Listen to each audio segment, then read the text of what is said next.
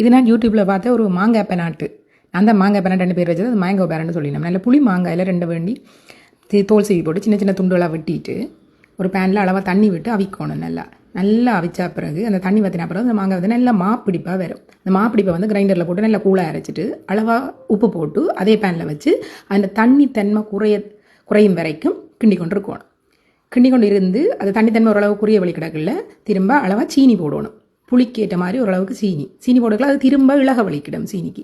அப்படி இருக்கக்குள்ள மிளகாத்தூள், சீரகத்தூள், மிளகு இவ்வளோத்தையும் ஒரு பொடி பண்ணி போட்டுட்டு கிண்டினா பிறகு ஒரு தட்டில் எண்ணெயை தடவி போட்டு நல்ல வடிவாக தடவி போட்டு அந்த கிண்டி அந்த ஒரு அல்வா பதத்தை கொண்டு வரும். அந்த கன்சிஸ்டன்சியில் இதை அப்படியே தட்டில் ஊட்டி நல்ல வடிவாக பரவணும். பரவி ஒரு வட்டமாக ஃபுல்லாக பரவி விட்டுட்டு நல்லா குத்தி எரிக்கிற வெயிலுக்குள்ள ஒரு 4-5 மணித்தியாலம் வச்சா அது அப்படியே காஞ்சு தகடு போல் வரும்.